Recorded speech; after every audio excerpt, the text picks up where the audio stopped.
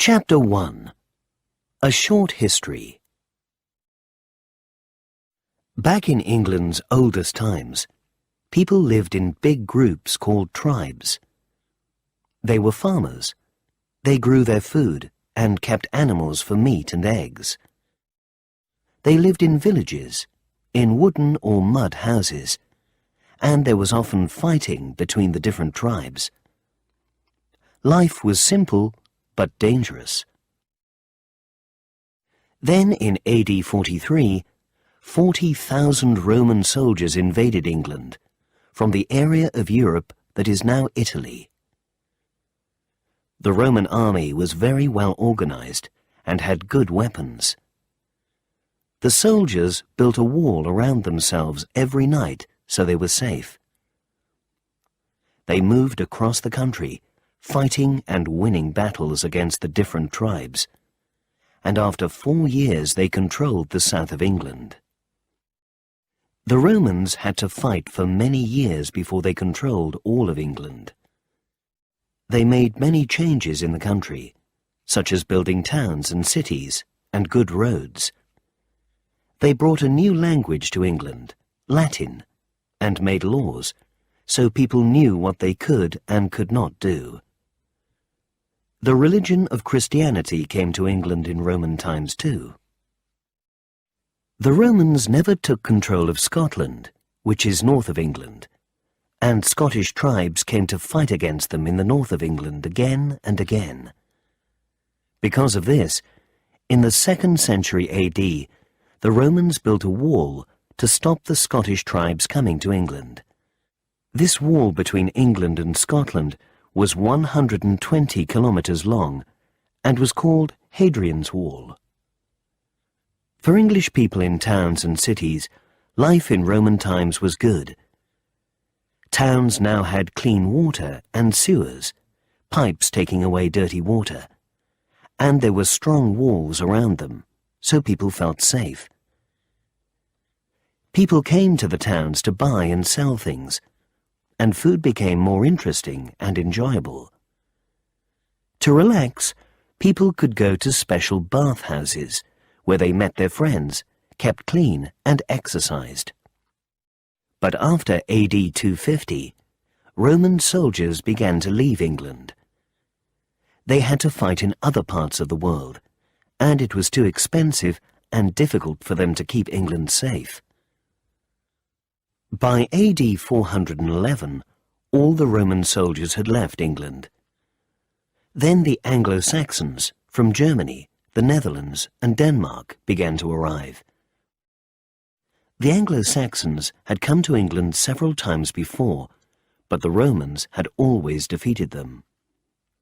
Now, with the Romans gone, the English could not win battles against the Anglo-Saxons, and many Anglo-Saxons came to live in England. The Anglo-Saxons did not like the Romans' towns, so they did not use them, and the towns stayed empty. The Anglo-Saxons built their own villages near rivers or the sea, and made wooden houses. In their villages they grew crops, plants they could use for food. They also kept pigs, sheep and cows, and caught fish and other animals. By AD 600 in England, the Anglo-Saxons had made 7 kingdoms, different parts of the country, each controlled by its own king. The 4 main kingdoms were Northumbria, Mercia, East Anglia, and Wessex.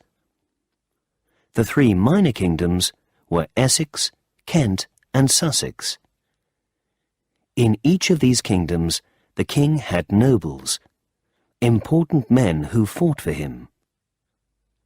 The other people in the kingdom were either peasants or slaves. Peasants were poor people who had some land, but had to give money to the nobles. Slaves had nothing, and had to work for other people for no money at all. People bought and sold slaves like animals.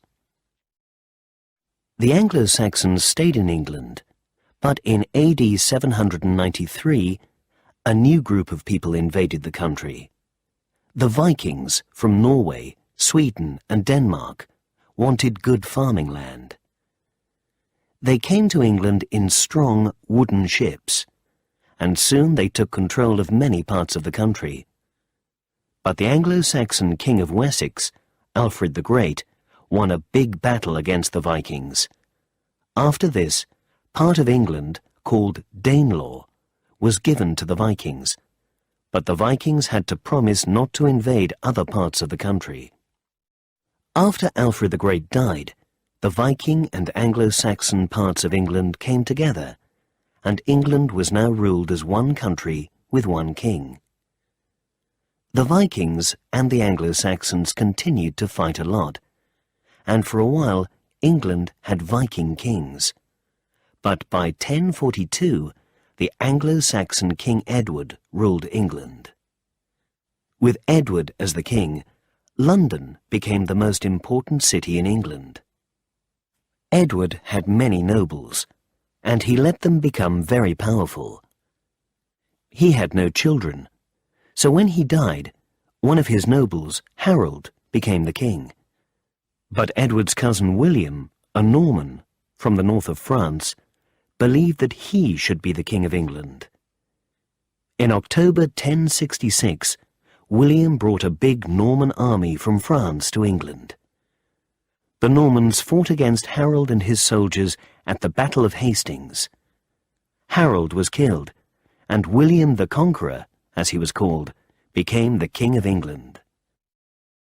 William the Conqueror made many important changes in England.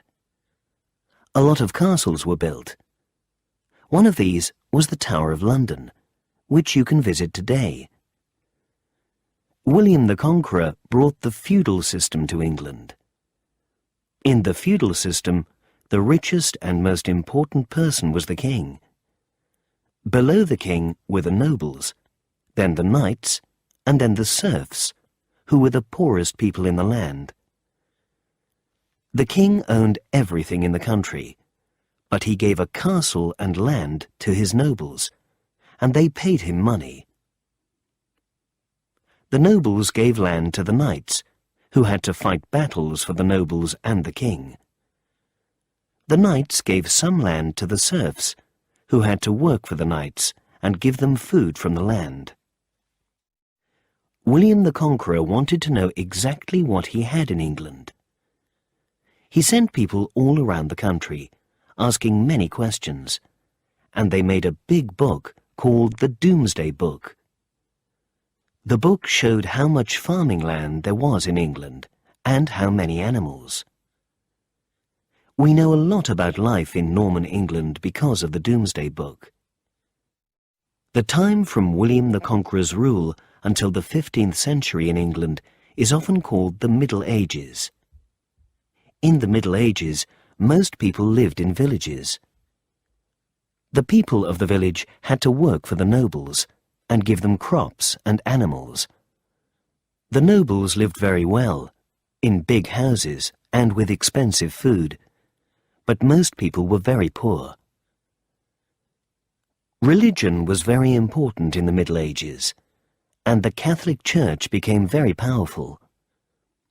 From 1095 to 1291, soldiers went to other countries to fight religious battles. There was more fighting in the 14th and 15th centuries, as France and England fought the 100 Years' War, hoping to win land from each other. Many of the battles of the 100 Years' War were fought by knights. As well as fighting battles for nobles and for the king, knights also fought as a sport in competitions called jousting tournaments. Young men who wanted to become knights had to spend many years learning all the things that a knight could do. In 1348, a terrible illness called the Black Death came to England. Only about 4 million people lived in England at that time, but in 2 years, nearly 1.5 million of them died. From 1455 to 1485, there were terrible battles between people who wanted the kings of the country to be from different families, and many more people died. Finally, in 1485, Henry Tudor became the first Tudor King of England, King Henry VII. Some of the Tudor kings and queens are now very famous in England's history. Henry VIII, who became the king in 1509, lived some of the time at the Tower of London, but he had other beautiful palaces in and around London, including the Palace of Westminster and Hampton Court. He and the people around him lived very well. They wore the best clothes and ate wonderful food. And at the palaces there was always dancing, sport, poetry and music. Henry enjoyed life, and he drank and ate too much. When he became the king, he was a sporty, good-looking young man, but later he became so fat he could not walk. England was a Catholic country, but Henry VIII wanted England to leave the Catholic Church, so he started a new church. It was a Protestant church, a Christian church, but for people who believe in a different kind of Christianity, called the Church of England, and he controlled it. Anyone who disagreed with the new church was executed, killed for their crime. When Henry VIII was ruling England, more than 70,000 people were killed because of crimes, or because they disagreed with the king about religion or other important things. 6 years after Henry VIII died, his oldest daughter Mary, the daughter he had with his first wife, Catherine of Aragon, became Queen Mary I of England. She was a Catholic and wanted England to be a Catholic country again, but many people had left the Catholic Church and had become Protestants. Mary executed hundreds of Protestants who refused to become Catholic again. But in 1558, Mary died, and her half-sister Elizabeth, the daughter Henry had with his second wife, Anne Boleyn, became the queen. Queen Elizabeth I was a Protestant, but she did not make Catholics follow her religion, and she soon became one of the best-loved of England's kings and queens. The second half of the 16th century, which was known as the Elizabethan period, was a very important time for English literature. Many people liked to go to the theatre, and William Shakespeare wrote a lot of plays and poetry at this time. Ships also began to travel to other parts of the world. Sir Walter Raleigh sailed to America, and Sir Francis Drake became the first Englishman to sail around the world. But life in England was also very difficult for many people in the Elizabethan period. There was less work in farming now, and a lot of people were very poor. There was a lot of crime, but no police, and when people were caught for crimes, they were often executed. After Queen Elizabeth I died in 1603, kings and queens called the Stuarts came to power in England. The Stuarts were from Scotland, and for the first time they ruled both England and Scotland. The second of the Stuart kings was Charles I. He argued with Parliament because he spent a lot of money fighting wars in Europe, and in 1642 he started a civil war. For 7 years, the king's men and Parliament's men fought against each other, and thousands died. But with Oliver Cromwell as leader, Parliament's army became very strong and fought very well, and in 1649 they won the war. Charles I was executed, and for 11 years England had no king or queen. The country was ruled by Cromwell and Parliament. Cromwell was a Puritan, a Protestant who believed in a simple, hard-working life, and when he ruled, there was no sport or dancing in England, and theatres were closed. When Cromwell died, England was ready to have a king again, and the Stuarts came to power once more. There were some difficult times for England in the second half of the 17th century. In 1665, another terrible illness came to London and killed nearly 70,000 people. And a year later, large parts of London were burnt down in the Great Fire of London. There were many other changes at this time too. England now traded, bought and sold things with many other countries, so English people could get different foods like tomatoes, chocolate, coffee and tea for the first time. People continued to work on the land, but now there were other jobs in cloth making or glass making and in the coal or iron industries. London was rebuilt with wider roads and many beautiful new buildings, and scientists like Sir Isaac Newton began to do important work and learn many interesting things. England started its first colonies too. These were other parts of the world, like America, which were ruled by England. For the first time in the 17th century, people from England went to live and work in these places. There was one more important change as England entered the 18th century. In 1707, the Act of Union brought England, Wales and Scotland together with one parliament as Great Britain. The 18th and early 19th centuries were called the Georgian period because Britain's kings were George I, II, III and IV. But during this time, kings became much less powerful and Parliament really began to rule the country. An industrial revolution began in Britain too. Machines were built, and they were used in many different industries. People could now make many things very quickly, and because of this, towns began to grow. In 1783, Britain lost the American War of Independence, so America was no longer ruled by Britain and became independent. Britain did not have its old American colonies anymore, but it now found new ones. In that same year, France gave its colonies in Canada to Britain, and by the end of the 18th century, Britain had won many battles in India, which soon became an important part of the British Empire. This was a great time for exploration, travelling to different places to find new things. The famous sailor, Captain Cook, visited many new lands and was the first European to go to Australia and New Zealand. In 1801, Ireland and Britain came together as the United Kingdom, UK, with one parliament. Today, Northern Ireland is the only part of Ireland which belongs to the UK. The ruler of this new UK, from 1837 until 1901, was Queen Victoria.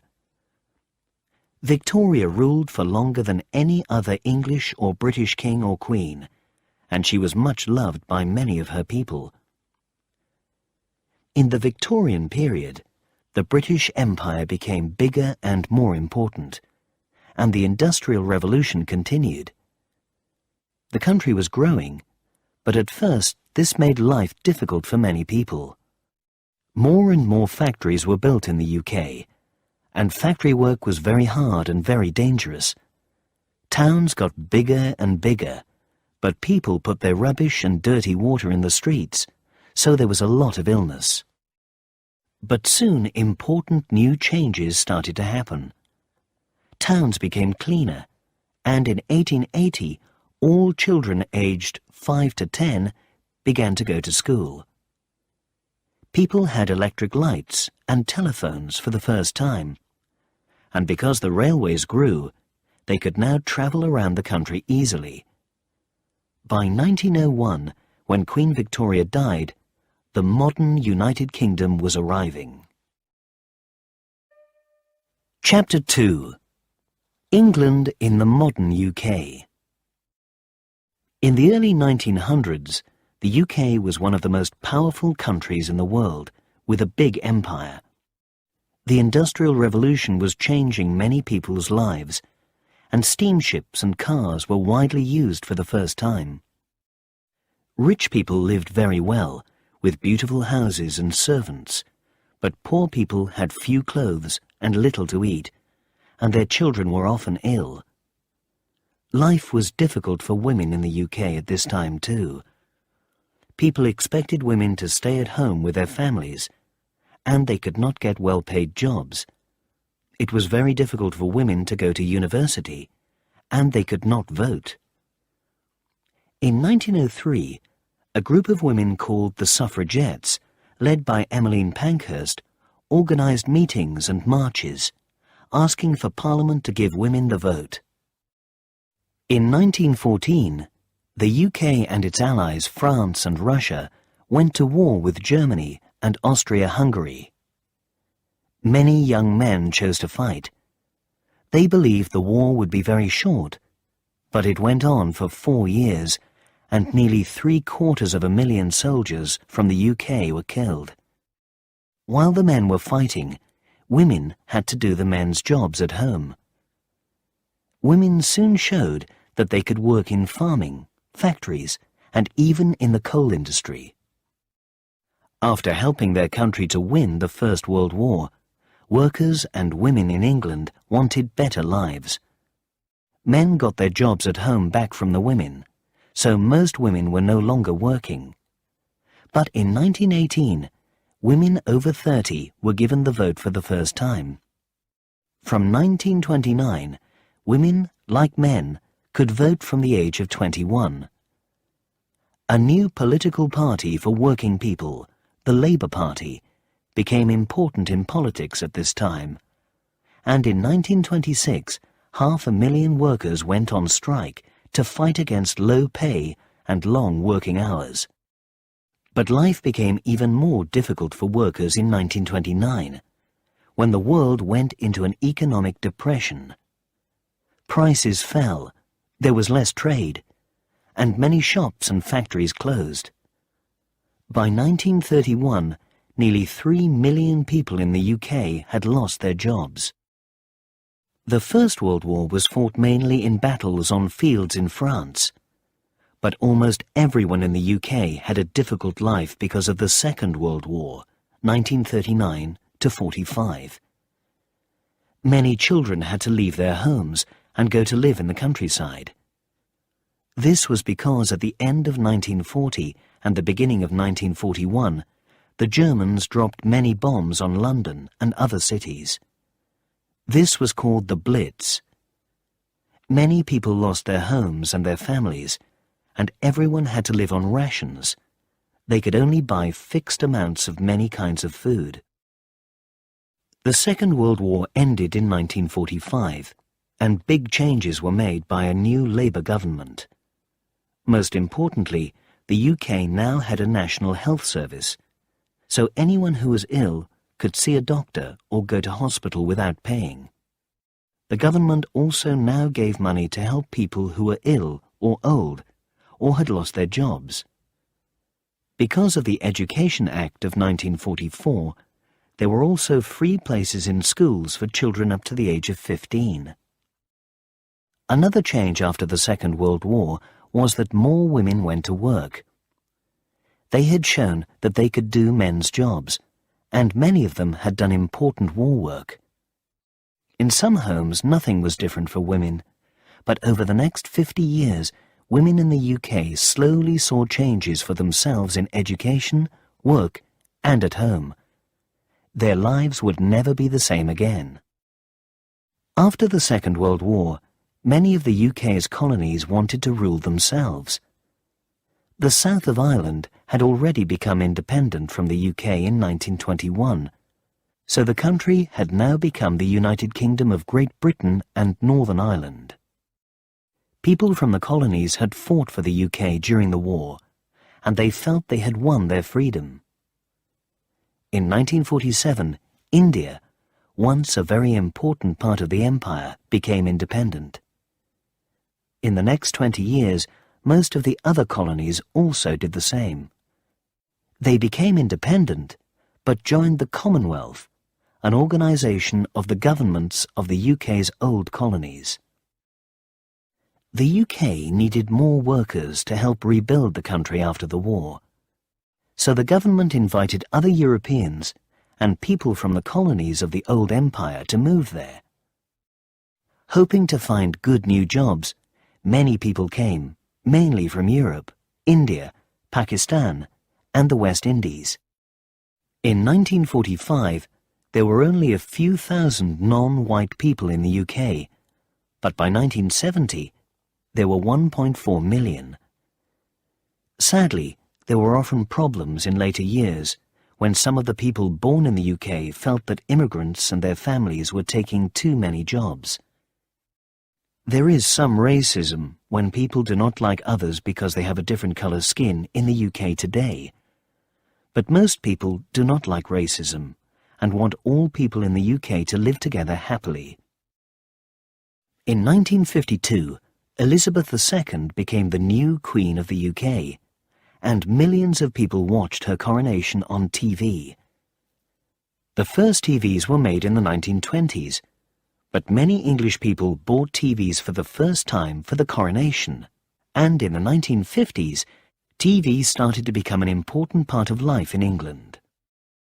There were many changes in the UK in the second half of the 20th century. Many of the country's traditional industries, for example iron, cloth, coal and shipbuilding, began to have problems, and people working in those industries lost their jobs. New industries became more important, for example banking and pharmaceuticals, drugs and medicines. England today is a very different place than it was 100 years ago. Today, England is one of the most multicultural countries in the world, and many people from the West Indies, Africa, India, China, Southeast Asia and Eastern Europe live here.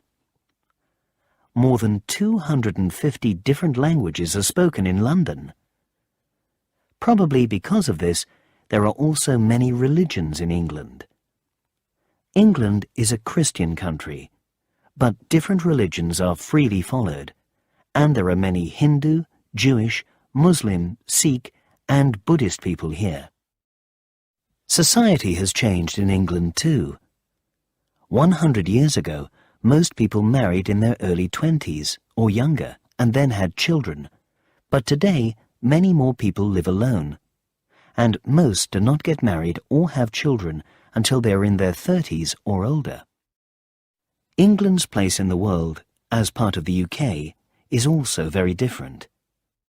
The UK does not have an empire now, but it is an important country in Europe and became a member of the European Union, then called the EEC, in 1973.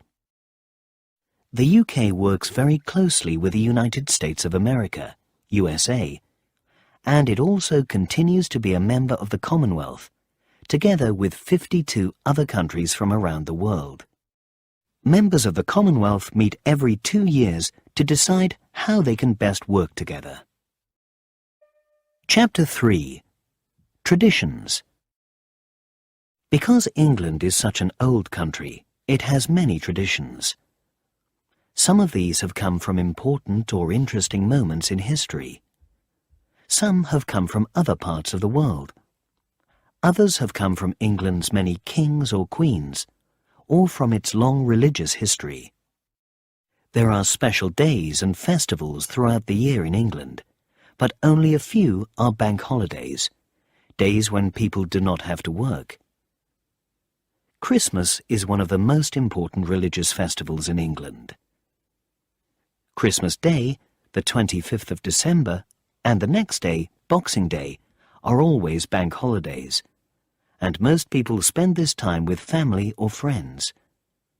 Traditionally, people eat turkey on Christmas Day, with Brussels sprouts and cranberry sauce, and for dessert there is usually Christmas pudding, a type of cake made with dried fruit. Not long before Christmas, people decorate their houses and send cards to people they know. On Christmas Day, there are presents from friends and family, and for the children, from Father Christmas, or Santa Claus. Children believe that Father Christmas brings the presents on the 24th of December, Christmas Eve, and leaves them to be opened on the morning of Christmas Day. New Year's Eve is also important in England.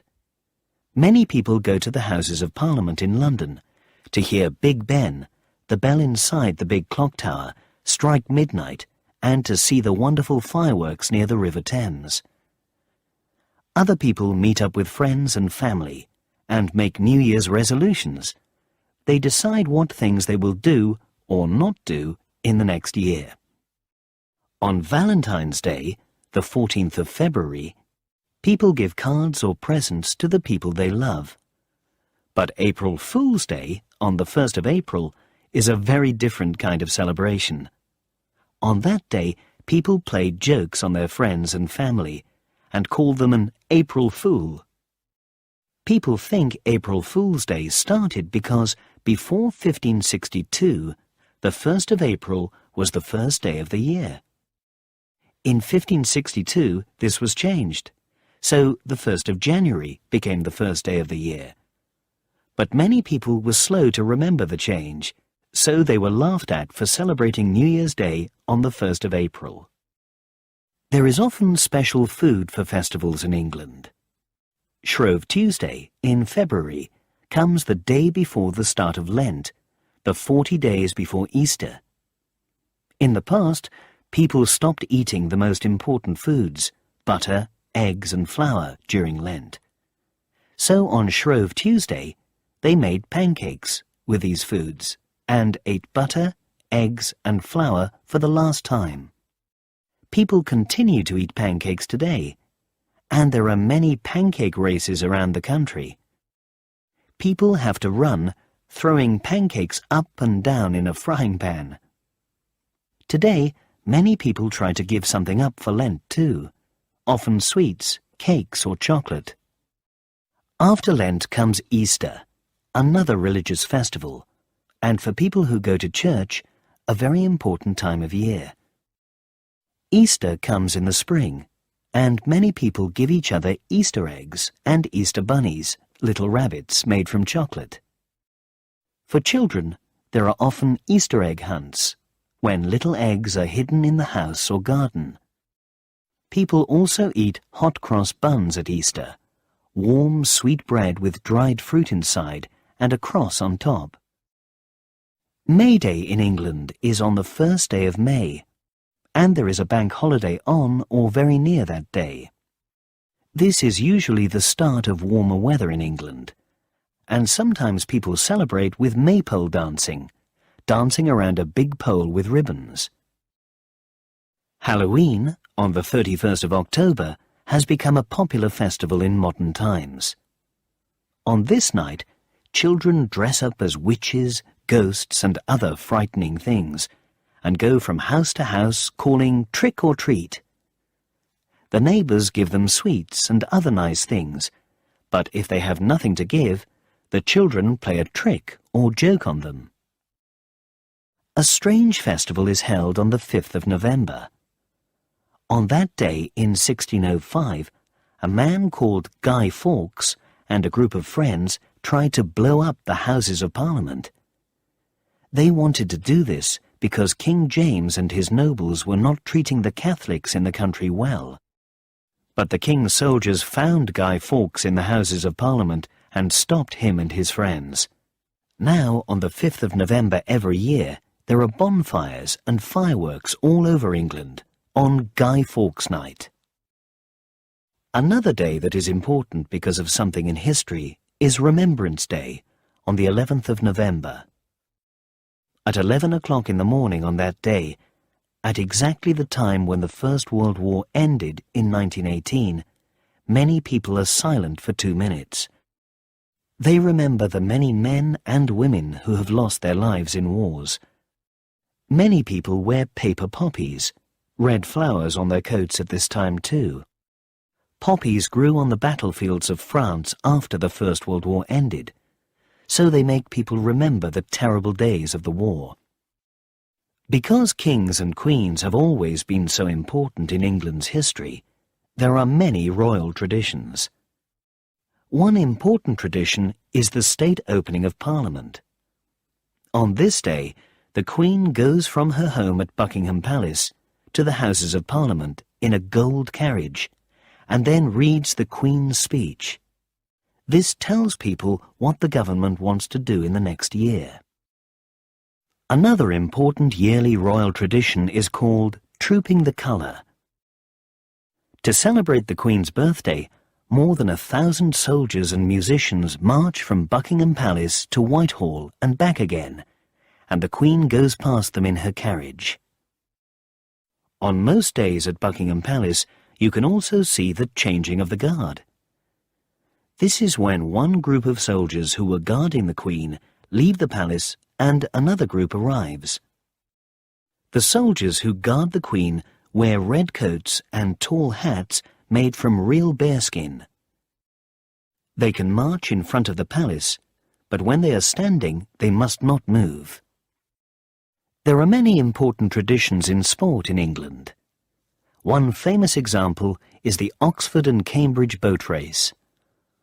Oxford and Cambridge are the two oldest universities in England, and because both universities are in cities with rivers, Oxford and Cambridge students have always enjoyed rowing. In rowing, 2, 4, or 8 people move a boat through water with long wooden sticks called oars. They sit with their backs towards the front of the boat, so there is often a person called a cox at the back, telling them where to go. In 1829, students from Oxford and Cambridge decided to have a rowing race, and since then there has been a race on the Thames every year in spring. What is traditional English food and drink? Fish and chips are probably England's most famous dish. Fish and chips first became popular in the 1860s, when the railways opened and trains began to bring fish from the east coast of England to the cities.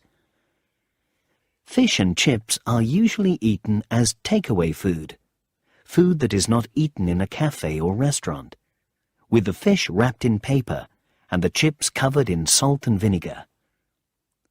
Today, Indian and Chinese takeaways are just as popular as fish and chips. England is also famous for its breakfasts. Very few people eat a full English breakfast every day, but you can usually get one in hotels or cafes. The English breakfast is toast, eggs and sausages, often with tomatoes, beans, hash browns, potato cakes, and mushrooms too. Bangers, sausages and mash, a mixture of potatoes with butter and milk, is another traditional dish in England. The sausages are often called bangers because in times of war, when food was rationed, there was usually a lot of water in the sausages. When they were fried, they often blew up. The traditional Sunday lunch is a roast dinner with roast beef, roast potatoes and Yorkshire pudding, a cooked mixture of eggs, flour and milk. However, many English people now eat fewer traditional dishes, and English people now eat lots of different kinds of food from all around the world. But some traditional English food continues to be very popular. English farmers make wonderful cheeses like Red Leicester, Cheddar and Stilton. And at farmers' markets all around the country, people can buy fantastic meat, fish, fruit, vegetables and bread. Tea, of course, is one of the most important drinks in England. And in cafes and at home, many people like to have afternoon tea, which is tea with cakes and sandwiches. English people also like to go to the pub to have a drink and perhaps to eat.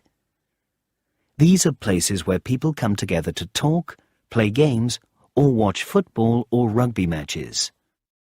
In different areas of England, there are some very strange traditions. At many fairs, you can see Morris dancing, people in costumes dancing to music with sticks, swords and handkerchiefs. In the Lake District, people have a gurning competition every year. Gurning is trying to make a very strange face. For example, by lifting the bottom of your mouth up above the top of it. And in a village near Gloucester, there is a cheese rolling competition, in which people run after a cheese which is moving like a wheel down a very big hill. Chapter 4. Cities and Sights. England has 50 cities and many smaller towns, and there are lots of things to see and do there. The biggest city, and England's capital, is London. Nearly 8 million people live in London, more than in any other European city. The country's government is there, and for people in many different jobs, London is the most important place to be for work. For visitors too, London has many of England's most interesting sights and is one of the most important places to visit. London has many areas which are often very different, even if they are very close. Whitehall and Westminster are the areas where you can see some of London's most famous sights.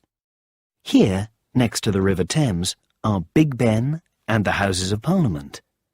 At one time, England's kings and queens lived in these buildings, and they were called the Palace of Westminster. But today, Parliament meets here. Near the Houses of Parliament is Downing Street, where the UK's Prime Minister, the leader, lives, and where the government meets. Also near here is Westminster Abbey, a large and very important church where England's kings and queens have had their coronations since the time of William the Conqueror. Following the Thames to the north, and then towards the east from Whitehall and Westminster, you come to the West End. Here you can find theatres, restaurants, cinemas and clubs. Covent Garden, where there was once a big market, is now a great place to go shopping or to have a coffee and watch the street entertainers, actors, musicians, dancers, and others who do small shows outside. Further east is a small area called the City of London, which was the most important part of London in the Middle Ages. It is now one of the great financial centres of the world, a place where money comes in and out, and where England's big banks work from. Also here is St. Paul's Cathedral, which was built by the great architect Sir Christopher Wren, and the Tower of London, a castle from the 11th century. London is also famous for its large and beautiful parks. Just minutes from the West End, people can walk, exercise and relax in the large green areas of Hyde Park, Green Park and St. James's Park. Many people visit London for its museums and art galleries, and most of these are free. The Tate Modern is the world's largest modern art gallery, and at the British Museum there are several kilometres of rooms with more than 70,000 things to see. Many visitors to London like to take a ride on the London Eye, the largest Ferris wheel in Europe. From the top of the Eye, at 135 metres, you can see many of London's most famous buildings. Not far from London, you can visit 3 interesting and important royal places: Windsor Castle, which continues to be used by the royal family today, Hampton Court Palace, and Kew Gardens. It is less than 100 kilometres from London to Oxford, one of England's most beautiful cities, and home to its oldest university. Here you can walk around the fantastic old buildings of colleges like Christ Church and Magdalen, many of them more than 500 years old. Oxford also has England's oldest museum, the Ashmolean, as well as parks, gardens and lovely river walks. Oxford is near a famous area of England called the Cotswolds. Close to the green hills there are beautiful villages with pretty houses made from gold-coloured stone and fine old churches. Many visitors come to this area, and there are tourist shops and afternoon tea rooms in a lot of the bigger villages. Oxford is not very far from Stratford-upon-Avon, famous as the hometown of William Shakespeare, the great writer. In this pretty river town, you can visit Shakespeare's old house, and also see a play at the theatre of the Royal Shakespeare Company. At Warwick, just a few kilometres away, is one of the greatest medieval castles in England. With its great towers and walls, dark dungeons and beautiful gardens, Warwick Castle is one of the most impressive in England. The University of Cambridge is almost as old as Oxford's, and the two cities are like each other in many ways. Like Oxford, Cambridge is a city of old colleges, many from the late 13th and early 14th centuries. With its gardens, green spaces and river, Cambridge is a lovely city to walk around. Two of the most famous places in Cambridge are King's College, with its beautiful chapel, a small church, and the Backs, an area of green land around the River Cam, from where you can see many of the colleges. Moving north, England's second biggest city is Birmingham, which was an important centre during the Industrial Revolution. Today, Birmingham is a very multicultural city and is home to the National Exhibition Centre, NEC, where many big shows and events are held. Many people come to Birmingham to visit its big, modern shopping centre, the Bullring, but few tourists spend a lot of time here. Further north of Birmingham, Stoke-on-Trent has been famous since the 17th century for its pottery industry. The industry of making objects such as cups, plates and bowls. Here you can visit the pottery factories and buy pottery cheaply from the factory shops. York is one of the most interesting cities of the north of England. It was a Roman city, and for many years it was an important place for religion and politics in England.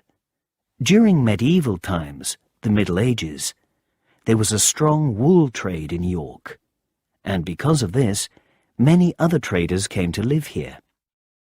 The city feels very medieval even today, with its narrow streets and old walls.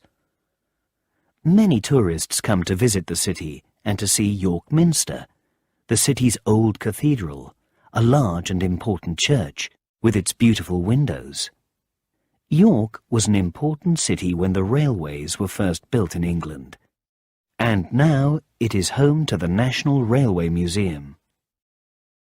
25 kilometres from York is Castle Howard, one of the best of England's stately homes, big country houses. Stately homes were built for the most important families of England, who normally had homes in London too. These homes were places where the king or queen could visit and where important people could have meetings about politics or government. Two very exciting cities in the north of England are Liverpool and Manchester. Liverpool, which is on the sea, became important in the 18th century because of trade with America. Many immigrants from the West Indies, China, and Ireland arrived in Liverpool when they came to England. So Liverpool was one of England's first multicultural cities. But by the 1970s and 1980s, ships were no longer coming to Liverpool. The city's old buildings stayed empty, and it became very poor.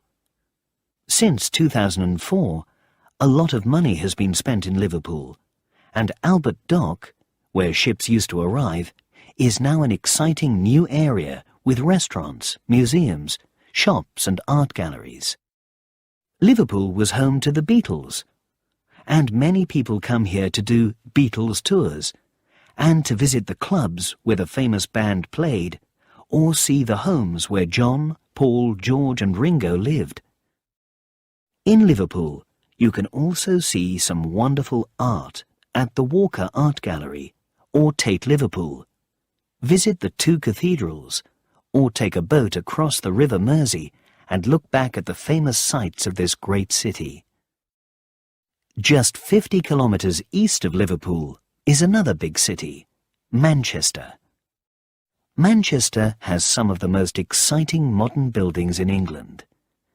Its cafes, clubs and nightlife make it one of the best cities in the country for many young people. But like Liverpool, Manchester had a difficult time in the second half of the 20th century. Once the most important city in the world for cotton, Manchester's old industries were coming to an end by the 1950s, and many people lost their jobs. But new industries began to grow, and at the start of the 21st century, parts of the city were rebuilt, making Manchester an exciting city once more. Blackpool is very different from Liverpool and Manchester. With its long beaches, hotels and piers, Blackpool is a popular holiday town. Here you can eat fish and chips, go to amusement arcades, and see the coloured lights on Blackpool Tower. Some of the most interesting sights of England are in the far north of the country. Durham Cathedral, almost 900 years old, is here, and also the Angel of the North, the biggest sculpture in England. The sculpture of an angel with very wide wings was built on an old coal mine by Anthony Gormley, the same artist who made Another Place. He wanted people to remember that for 200 years mining was one of the biggest industries in this area. People pass the Angel of the North as they drive to Newcastle upon Tyne. Like Manchester and Liverpool, Newcastle is another industrial city that now has museums, art galleries, and an exciting nightlife. Near Newcastle is the end of Hadrian's Wall, parts of which can be seen very clearly. Today, the border with Scotland is further north than it was when the Romans built Hadrian's Wall. Just a few kilometres from today's border is another interesting site, Holy Island, or Lindisfarne. You cannot get to the island at high tide when the sea comes in closest to the land, but at other times you can walk or drive across to it and see the castle that was built here in the 16th century. Back in the south of England and west of London, there are more sights and interesting cities to see. Bath, so called because of its famous Roman baths, is a lovely little city. The old Roman baths are some of the best kept in Europe, and in the 18th century, many rich and important people came here to take the waters. Big, fine houses were built for them, and so Bath has many Georgian streets and buildings, with pretty parks too. Just a few kilometres further west from Bath, but very different, is the big, busy city of Bristol. Bristol, once a very big port, now has a strong electronics industry and is important in the creative media, film, TV, radio and fashion. It is also the biggest cultural centre in the area, with a busy nightlife. As in many other cities in England, the old docks, the area where the ships used to come in, have now been changed into an area for restaurants, shops and museums. One of the most famous sights of Bristol is the Clifton Suspension Bridge, which was made by the great engineer Isambard Kingdom Brunel. Many visitors to Bristol make the short journey south to Glastonbury. Here you can visit Glastonbury Abbey, which was built in the 7th century. Glastonbury is also famous for the music festival held there most years in June. It is the biggest music festival in the country. Stonehenge, east of Glastonbury, is one of the wonders of the world. The big stone circles here were made between 3000 BC and 1600 BC. They are as old as Egypt's pyramids. One of the most interesting things about Stonehenge is that some of the stones are very heavy, up to 40 tons, but they came from hundreds of kilometres away in Wales. People believe they were probably brought and pulled to Stonehenge in simple boats, but no one is sure how they got to Stonehenge. On the longest day of the year, the sun rises across the stone circles. Because of this, many people think the circles were perhaps some kind of ancient calendar. In the county of Cornwall, in the far southwest of England, you can visit the Eden Project. Here you can see plants and trees from many different places, and the largest non-wild rainforest in the world. Brighton, on the south coast, became an important town in the mid-18th century, when people began to enjoy swimming in the sea. The Prince of Wales, later King George IV, started to come to Brighton in the 1780s, and in 1815 the Royal Pavilion was built for him. The Royal Pavilion, which has a strange mixture of Indian and Chinese building styles, is one of the most interesting buildings in Brighton today. Like Bath, Brighton has some beautiful Georgian buildings, but it is a fun town too. Here you can walk on the pier beside the sea, or through the lanes, narrow streets that were once part of the old fishing village of Brighton, and which are now busy with shops and restaurants. Northeast of Brighton, on the road to Dover, Canterbury is a place full of history.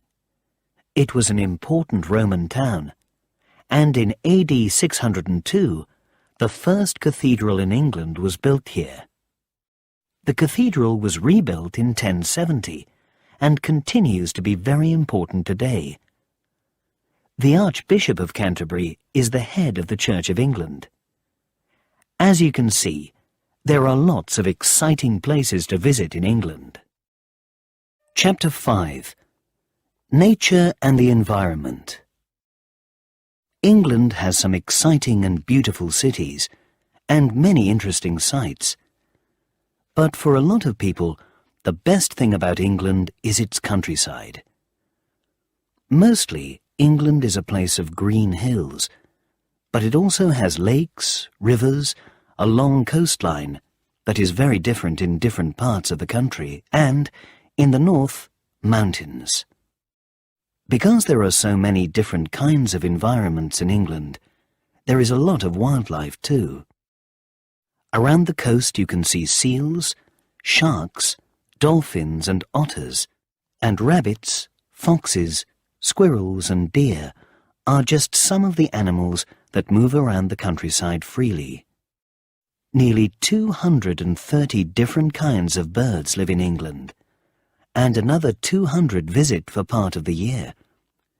There are also many different kinds of trees, plants and wild flowers growing in the English countryside. The weather in England is temperate, almost never very, very hot or very, very cold, with lots of rain all year.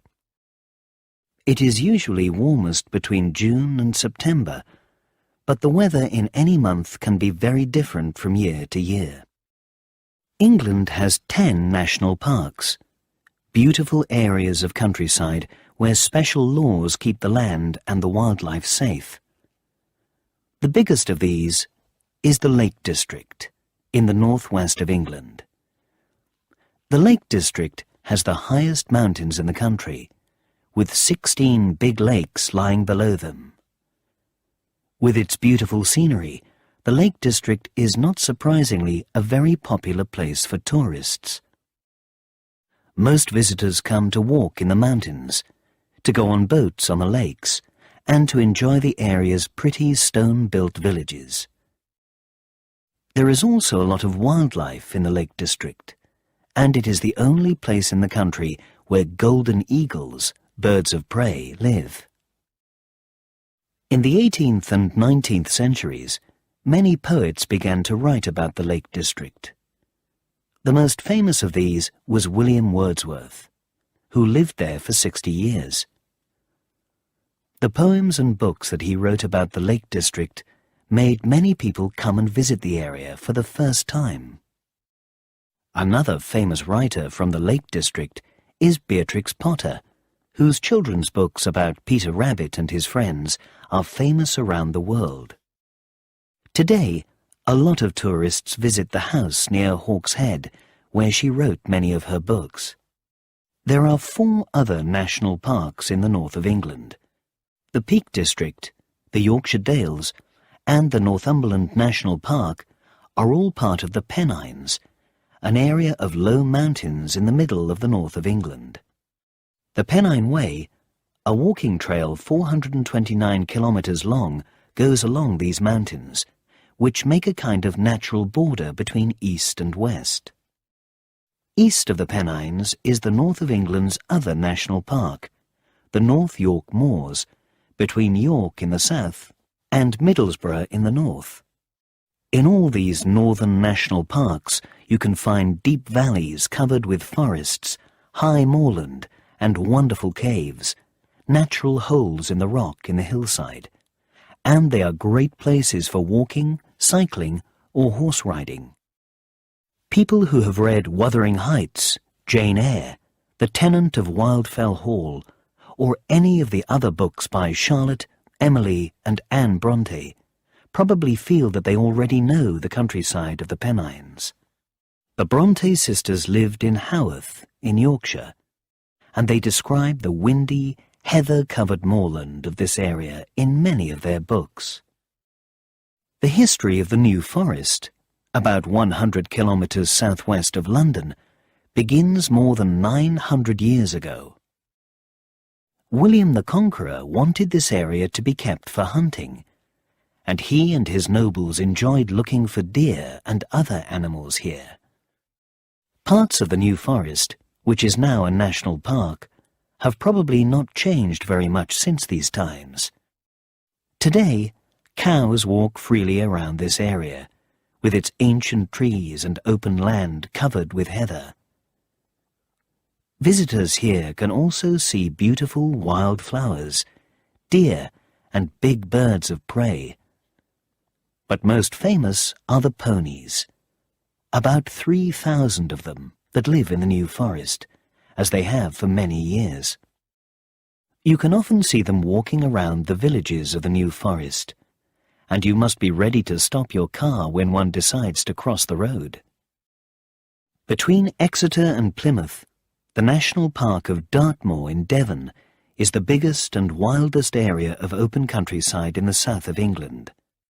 A lot of Dartmoor is moorland and covered in heather, but Dartmoor is also famous for its many tors, hills with rocks at the top. Sheep, cows and ponies walk freely around on Dartmoor, and many birds live here too.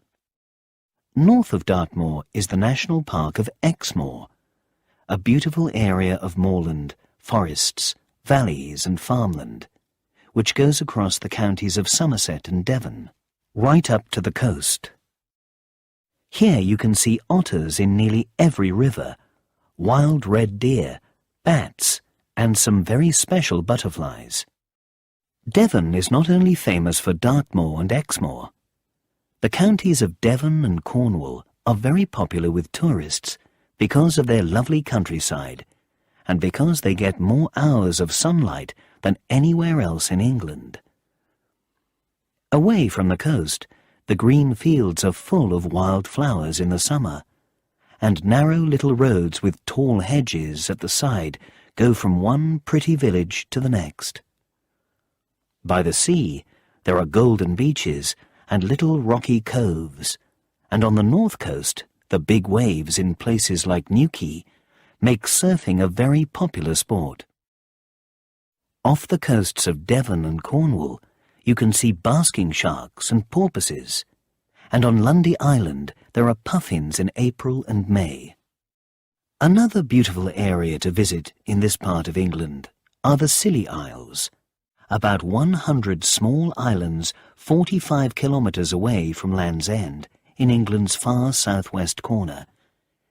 Each island is very different, and people live on only 5 of them. Along England's south coast, big white cliffs, large rocks next to the sea, look out onto the English Channel. The rocks in the cliffs on part of this coast, which is called the Jurassic Coast, and goes from East Devon to Dorset, are 185 million years old. Here you can easily find wonderful fossils, rocks with the shape of animals and plants from ancient times. You can see lots of fossils here because of erosion. The rock is very soft, and every day the sea breaks bits of the rock away from the cliffs. Erosion has made parts of this coast very beautiful. The perfect little cove at Lulworth in Dorset, and the famous arch of Durdle Door, were both made by erosion. England's newest national park is the South Downs, which comes down to the sea near Brighton. You can walk through the beautiful green hills of the South Downs on the South Downs Way, a special walking trail which ends at the enormous white cliffs of Beachy Head on the south coast. Most of the North Sea coast of England, on the east side of the country, is very flat and sandy, with a lot of salt marsh, wet, muddy areas with grass growing on them. There are many seabirds here, and also, at Blakeney Point in Norfolk, several hundred seals. This is the best place in England to see seals, and many people take special boat trips to visit them. The National Park of the Norfolk Broads is also in this area. Here, 3 rivers go across flat land to the sea, and are so wide in places they are almost like lakes. Many people like to visit this area by boat or by bike, enjoying the wonderful bird life. England has a lot of beautiful countryside, but there are many problems for the environment.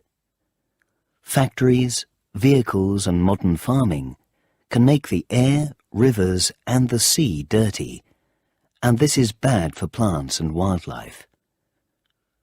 Many animals also lose their homes when forests are cut down or land is taken for building houses on. People believe that global warming, the earth getting hotter because of dangerous gases in the air, is bringing new problems to the countryside too. It is because of these dangers to the environment that the national parks of England were made, and there are many organisations that work to keep wildlife and the English countryside safe. The UK government is also working with governments from other countries to try to find ways to fight global warming. English people hope that they, and the tourists who come to their country, will always be able to enjoy the wonderful natural environment. Chapter 6. Daily Life.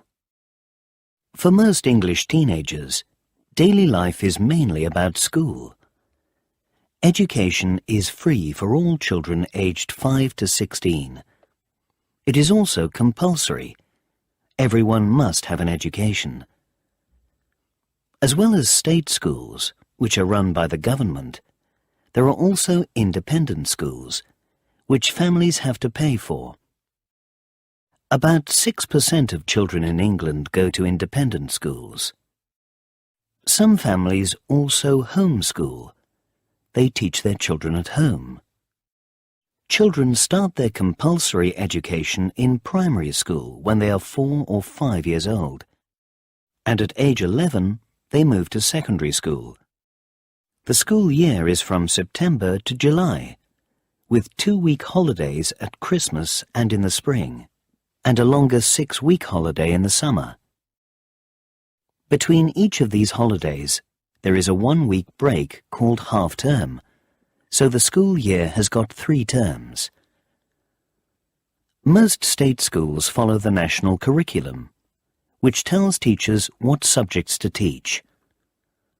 At the end of year 11, when students are about 16, they take exams called GCSEs in many different subjects. Some of these subjects, such as maths and English, are compulsory, but students can also choose some subjects. After their exams, some students leave education, and others go to technical colleges, where they learn how to do the jobs they are interested in. Others stay at school and study for 1 or 2 more years to do exams called AS levels and A levels, this time in only 3 or 4 subjects. Some students who do well in their A levels will go on to study at university for another 3 to 6 years. Most jobs in England today are in the service industry, in places like hotels, restaurants, shops, computer companies and banks. Many English people work very hard. The working day is usually from 9 o'clock until 5 o'clock, with an hour at lunchtime, 5 days a week, but often people work much longer hours. It can be very difficult for young people to find a job, even if they have studied at university. Some do more training, learning how to do new things. Others take unpaid work, so they can get experience. In the evenings and at the weekends, many English people enjoy watching or playing sport, watching TV, playing computer games, or reading books or newspapers. Sometimes they go out to the cinema, or to a restaurant, or to see their favorite band play music. Sometimes they just go shopping or spend time with their friends. Children and teenagers often go to weekly clubs. For example, scouts, martial arts, dance, drama or music. Most teenagers also have a mobile phone so that they can talk to their friends or send them text messages, and an MP3 player for listening to music. There are lots of things to do at the weekends and on holidays in England. Many families go out together to museums, beaches or theme parks, or for walks or cycle rides in the countryside. People also invite friends to their houses for meals, a cup of tea, or to watch a sports match on TV. Life in England is very different if you live in the city or in the countryside. In the city, public transport is usually very good, and there are many buses and trains. London also has an underground train system called the Tube, and you can travel around Manchester by tram. But in the countryside, people often have to walk and drive a lot. Most people who live in cities have homes in the suburbs, the areas around a city. Cities often also have big estates. These are places built mainly for people to live in, with lots of houses or flats, and usually some shops and a park. There are lots of different kinds of homes for people to live in England. Some houses are more than 600 years old. Others are very modern. Some people live in houses with several different rooms and a garden. Others live in small apartments called flats. In the past, people in England used to buy their own homes, but houses and flats have now become very expensive. For young people with little money, it is now very difficult to buy a home, and more people now rent. They pay money to someone to live in their house or flat. Most English people usually eat at home because eating out, eating in a restaurant or cafe, is expensive. Breakfast is often toast or cereal, and while some people have a big meal at midday, others just have a sandwich for lunch and then eat their main meal in the evening. This meal can be called supper, dinner, or tea. But for some families, tea is a cup of tea with a biscuit or a piece of cake. Many people now buy their food and all the other shopping they need from big supermarkets, which are on the outside of almost every town and city. These supermarkets are often open all day and in the evening, and some now stay open all night too. Other shops usually open at 9 o'clock and close at 5:30 or 6, with shorter opening hours on Sundays. Life in England is busier than ever today. Travel around any English city at rush hour, when people are going to or from work, and it seems that no one has time for anything. But over a morning coffee or the important afternoon cup of tea, most English people can always find the time to talk about sport or the weather, or think of something to laugh about. Chapter 7. Sports. Sport is very important in England, and people enjoy going to big sports events or watching them on TV and playing sport in their free time. Some of the most popular world sports, football, rugby, cricket, golf and tennis, first started in England, and people from all around the world come here for some of its great sports events. In 2012, the Olympics were held in England, and millions of people from around the world came to London to watch the many different sports of the Olympics and the Paralympics. New sports stadiums were built, including the main Olympic Stadium, a basketball arena, and a velo park for cycling. It was the first time the Olympics had come to England since 1948, and was a very exciting year for the country. The most popular sport in England is football, and there are professional matches every week from August until May. Many thousands of people also play in parks, at local clubs, and at schools or universities. Football has been played in England for hundreds of years, and the best football teams, for example Manchester United, Liverpool, Chelsea and Arsenal, are famous around the world. The most important day in England's football calendar is the Football Association FA Cup Final Day in May at London's Wembley Stadium.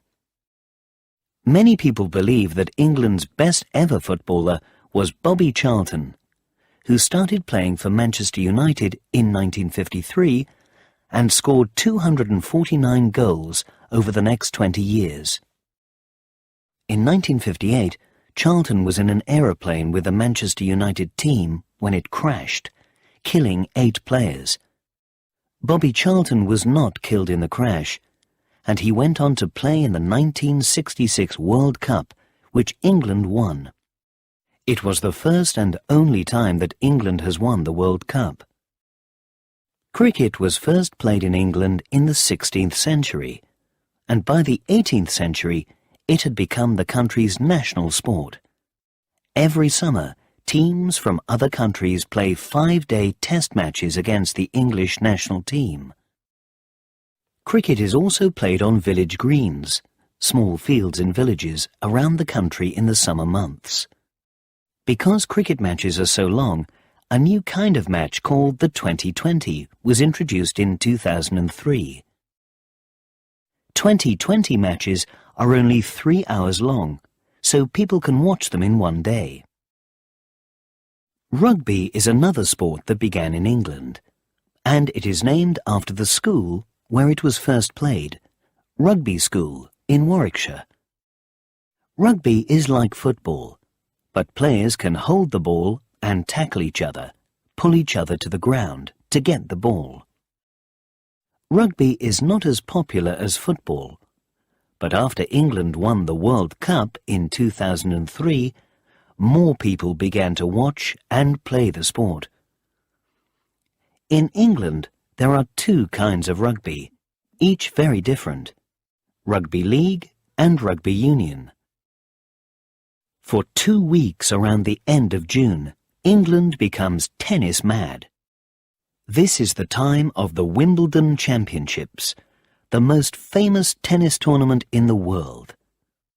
Few people watch tennis on TV for the rest of the year, but during Wimbledon, matches are shown on TV every afternoon and evening. England's most famous tennis player was Fred Perry, who won the Wimbledon Championship every year for 3 years, from 1934 to 1936. Since that time, no English player has won the men's championship. Horse racing is another very popular sport in England. There are races every day of the year, and people enjoy making bets on which horse will win. The Derby at Epsom, which continues to be held today, was the first Derby ever, and derbies, races on flat ground for 3-year-old horses, are now held around the world. Other important dates in horse racing are the Grand National in Liverpool in April, one of the most difficult horse races in the world, and Royal Ascot, 5 days of horse racing in Berkshire in June. The Queen always goes to Ascot, so it is an important event in England, and visitors wear their best clothes and hats. Another important day for sport in England is the London Marathon in April. More than 30,000 people run in the London Marathon, which has been held since 1981. The fastest people finish the 42-kilometre run in just over 2 hours. But for many runners, the most important thing is making money for charity. Water sports are popular in England, and many people, especially on the south coast, enjoy sailing. There are good waves for surfing at many of the beaches in the southwest, and canoeing is also popular on England's many rivers and canals. Two of England's most famous sportspeople do a water sport. Steve Redgrave, who won gold medals for rowing at every Olympic Games between 1984 and 2000, and Ellen MacArthur, who broke the world record for sailing around the world alone in the fastest time on the 7th of February 2005. Golf is also a very popular sport for English people. There are many golf courses in England, and every July the Open Championship, one of the 4 biggest tournaments in the world, is held in England or Scotland. Motor racing is also well liked, and many people go to a course called Silverstone in Northamptonshire every year to watch the British Grand Prix. At school, children play football, rugby, netball and cricket, and do athletics in the summer. There are public swimming pools and gyms in most towns, and many people also enjoy cycling and walking. Other outdoor activities like mountaineering, climbing and walking in the hills and mountains are also very popular in England. English people love sport. For some time, they have not won many big events in the sports that first came from their country many years before. But sport continues to be a very important part of life in England. Chapter 8. Entertainment. England is famous around the world for its great culture and entertainment. Some of the world's greatest writers, best films, and most famous actors and directors have come from England. And there are several hundred theatres and concert halls showing wonderful plays, music and dance. Literature is a very important part of England's history, and all around the country you can visit the homes of some of the many great English writers. The most famous of these is, of course, William Shakespeare, but many others have written great works of literature too. In the late 17th century, there were some fine poets, for example, John Milton, who wrote Paradise Lost. Novels only began to be widely written in the 18th century, and one of the earliest of these was Daniel Defoe's Robinson Crusoe, published in 1719, which continues to be very popular today. The first half of the 19th century was famous for the romantic poetry of writers like Wordsworth, Coleridge, Byron, Shelley and Keats. Jane Austen was another great writer of this time. In books like Emma, Pride and Prejudice and Persuasion, Austen wrote about how women saw society, marriage and happiness. Famous Victorian writers included Charles Dickens, the Bronte sisters and George Eliot.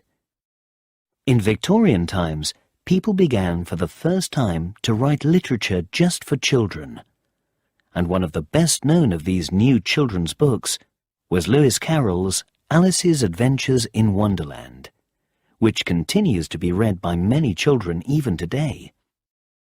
Another writer from around this time, whose work is much loved now, is Arthur Conan Doyle, who was Scottish. He wrote stories about Sherlock Holmes, a London detective, between 1880 and 1907. Sherlock Holmes had a brilliant mind, and was able to find the answers to the strangest mysteries.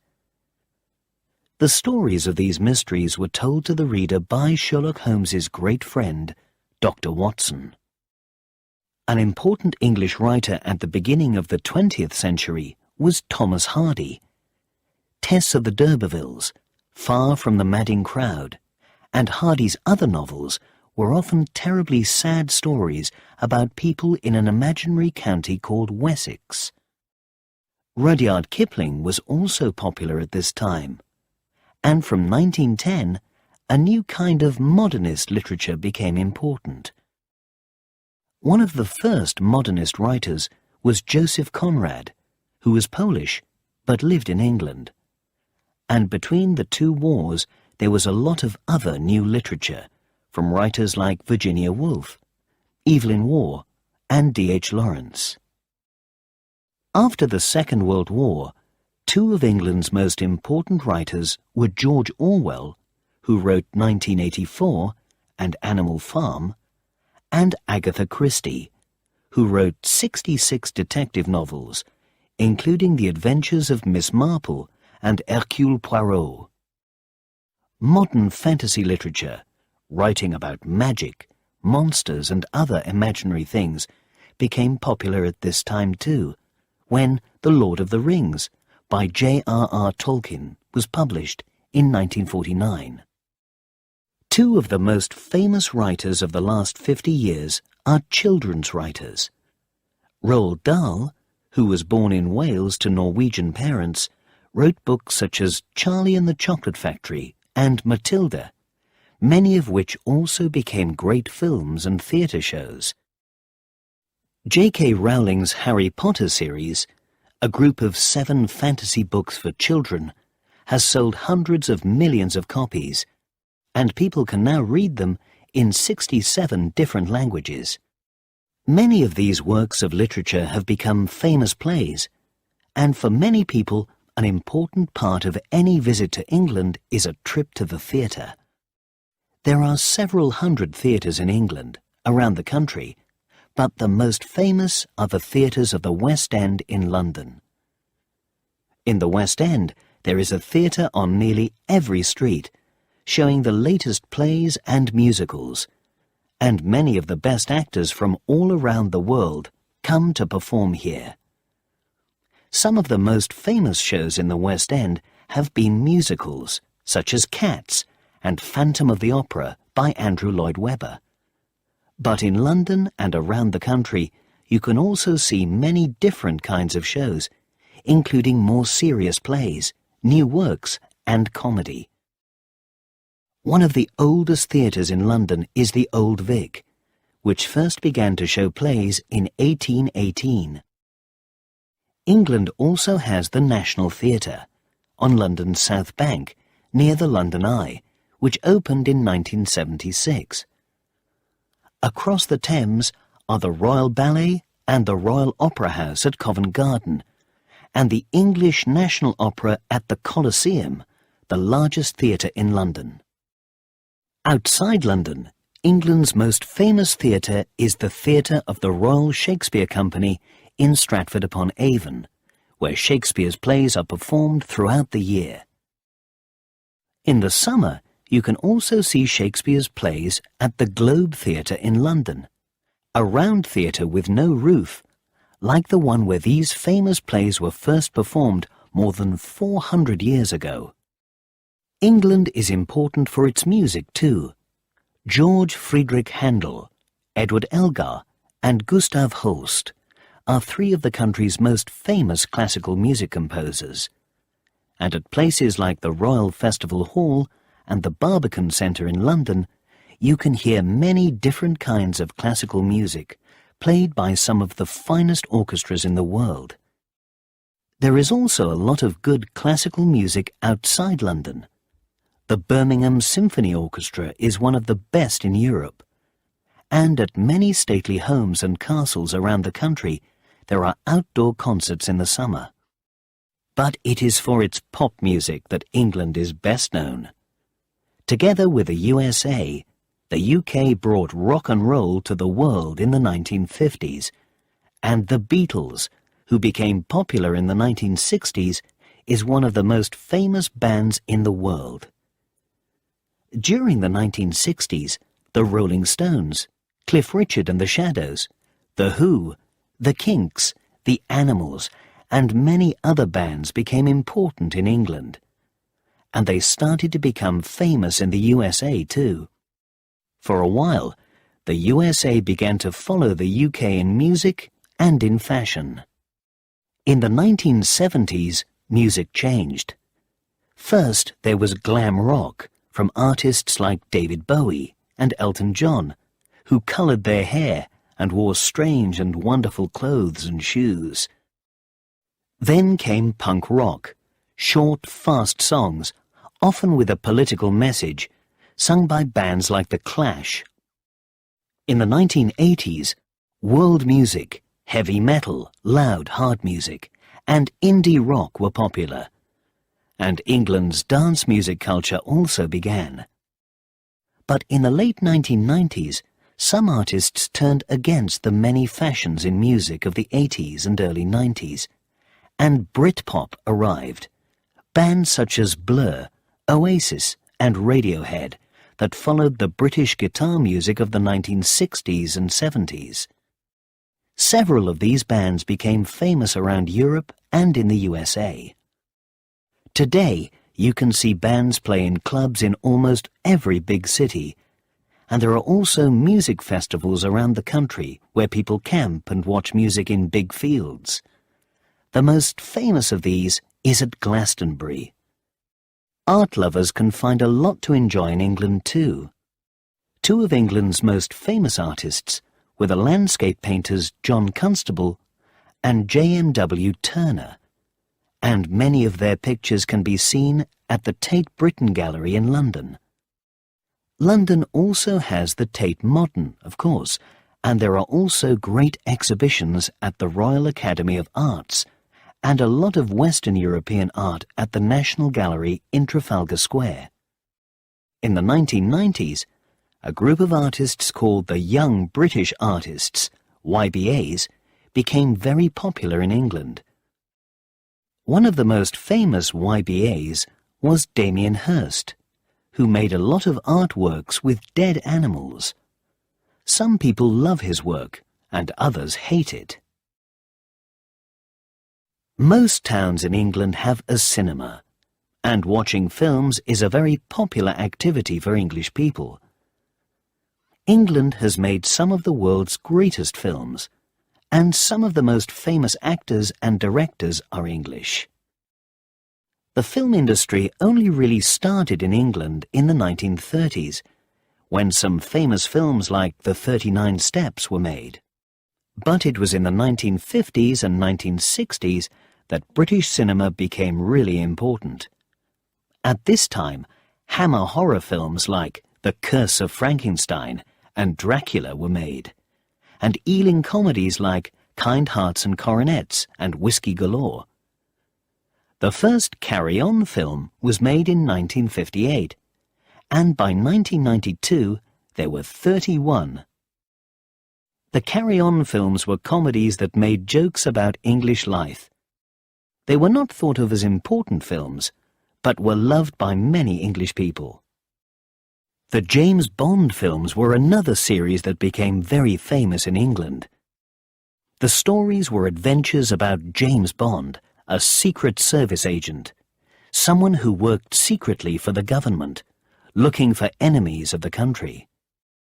The first Bond film, Dr. No, was made in 1962, and the films became famous for their music, Bond's cars, and clever equipment, and for James Bond himself, a character played by several different actors. A famous English actor of the 1960s was Julie Andrews, who appeared in two famous musical films, The Sound of Music and Mary Poppins. But many people believe that the greatest actor of the 20th century was Laurence Olivier. Olivier, who worked in theatre and film from the 1920s until the 1980s, made nearly 60 films, including Rebecca and Wuthering Heights. Also very famous, but as a director, not an actor, was Alfred Hitchcock. He made many great mystery films in England and in Hollywood, where he later went to live. From the 1990s, romantic comedies like Four Weddings and a Funeral and Notting Hill were made, and the Merchant Ivory films of classic novels like Howard's End. Since then, some of England's most successful films have been Love Actually, Slumdog Millionaire, and the Harry Potter series. But England's most popular kind of entertainment is television.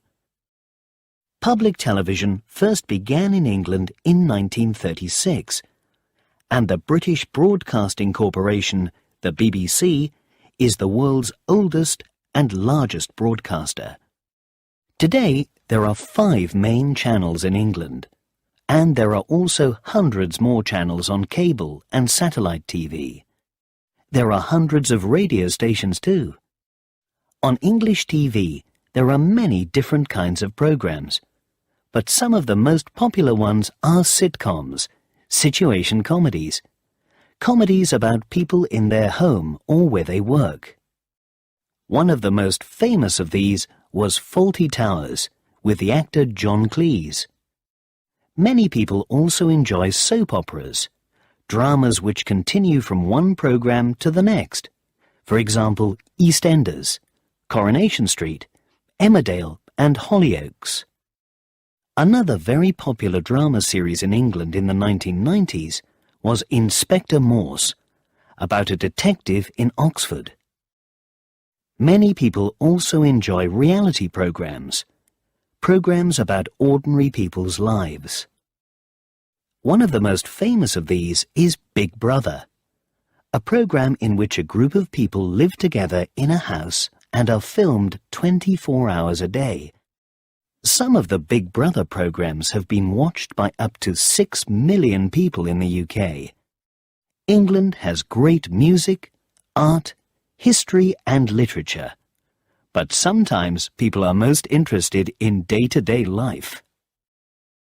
Chapter 9. English Heroes. Who are England's heroes? The important people who will never be forgotten. One of the greatest must be William Shakespeare, who wrote many beautiful poems and about 37 plays, including A Midsummer Night's Dream, Romeo and Juliet, Hamlet and Macbeth. The people in his plays always seem very real, and he wrote about their feelings and problems in words that continue to sound new and interesting today. Another hero of England from the world of literature is Charles Dickens. Dickens wrote some of the best novels of Victorian times, including Oliver Twist, David Copperfield, Bleak House, and Little Dorrit. Dickens used his books to show how terrible life was for poor people in England at the time of the Industrial Revolution. But England has scientific heroes as well as heroes from the world of literature. One of the greatest of these was Sir Isaac Newton. Born in Lincolnshire in 1643, Newton studied at the University of Cambridge. He was able to understand and explain many things about the world around us for the first time, and his book, Mathematical Principles of Natural Philosophy, was very important in the history of science. Newton helped people to understand about light and colour, and he was also the first person to explain gravity, the force that pulls things towards the ground. Charles Darwin also did scientific work in England. He was born into a rich family, and in 1831 he left England to travel around the world. Darwin studied the animals and plants that he saw on his trip, and was interested in the differences between them.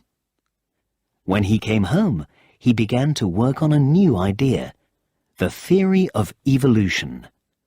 This was the idea that only the strongest animals and plants lived and reproduced, had babies or grew seeds. And so, Darwin believed each kind of animal and plant was slowly changing. In 1859, Darwin published his ideas in the book On the Origin of Species. One very real hero of England was Horatio Nelson, who was leader of the Royal Navy from 1794 to 1805. Nelson, who lost one eye and one arm in battle, was a great leader, and with him, Britain won many battles against France during the Napoleonic Wars. At the Battle of Trafalgar, Nelson helped to stop the French from invading Britain, but he was then killed. A very large statue of him stands 46 metres high in Trafalgar Square and is one of London's best-loved sights. Two other important English seamen were Sir Francis Drake and Captain Cook. Sir Francis Drake helped to lead England against the Spanish Armada in 1588, and Captain Cook was the first European to reach the east coast of Australia in 1770. Winston Churchill, Prime Minister from 1940 until 1945, was another English hero for many people during World War II. Churchill was a strong leader, and many people believe that the speeches and radio broadcasts he made during the war helped the UK to win the war. He was Prime Minister again from 1951 to 1955, and when he died in 1965, the Queen gave him a state funeral, a special funeral that is normally only for kings and queens. Another famous politician was Margaret Thatcher. Thatcher was Prime Minister from 1979 to 1990, longer than any other person in the 20th century, and she was also the first woman Prime Minister of the UK. One of England's most famous heroes is not actually real. Stories about Robin Hood have been popular since the Middle Ages, and in modern times many films, plays and TV programs have been made about him. In these old stories, Robin Hood is a great fighter and an outlaw, someone who does not follow the law. Living in Sherwood Forest at a time when the King of England is a dishonest man, he takes money from the rich to give it to the poor. Florence Nightingale was famous for helping people too, but she was a real person. Florence Nightingale is thought of by many as the first real nurse. In 1854, during the Crimean War, she went to work in a hospital for soldiers. She thought that it was dirty and badly organized, so she quickly started to make important changes. Because of her, the hospital became cleaner, the soldiers were given good food and taken care of better, and soon fewer people were dying. When she came back to England, Florence Nightingale started the first proper nursing school at St. Thomas's Hospital. England also has heroes of the stage and screen. One of the first of these was Charlie Chaplin, a comedy actor and director who was famous for his many silent films in the years before films with sound were made. Chaplin's best-known character was the Tramp, a funny little man with a hat, a moustache, and a stick. Before the end of the First World War, Chaplin was the most famous film actor in the world.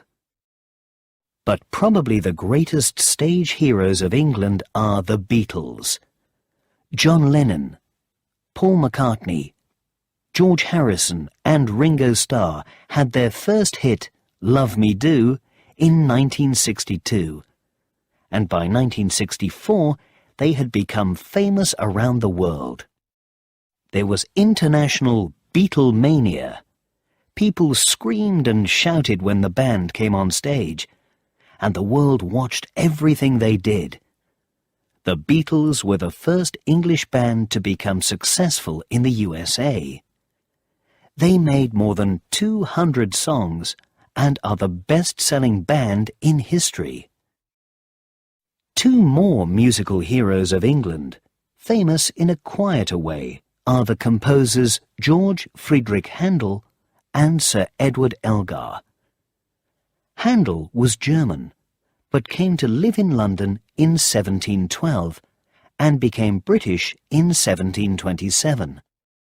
He is one of the greatest composers in history and is best known for wonderful works like Water Music and The Messiah, written in 1742.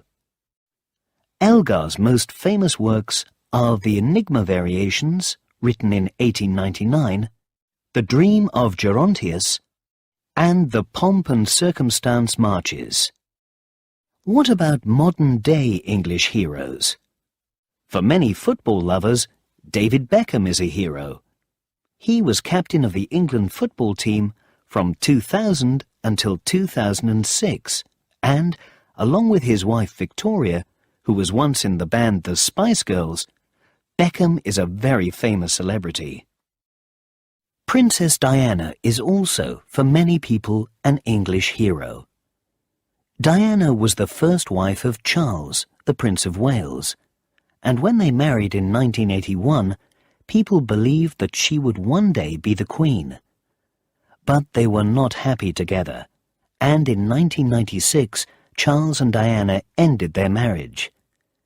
A year later, Diana was killed in a car accident in Paris. Many people loved her for her work with international charities, and because she showed great kindness to children, ill people, and those with difficult lives.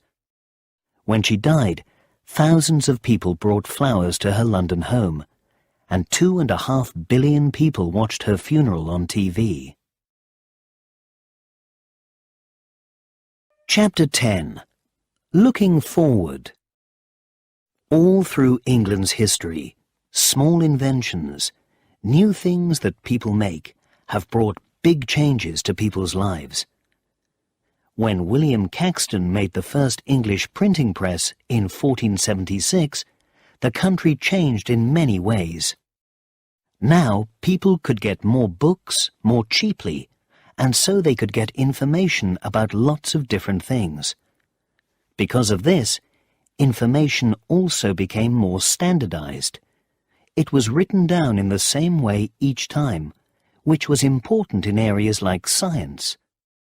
The printing press changed the English language too.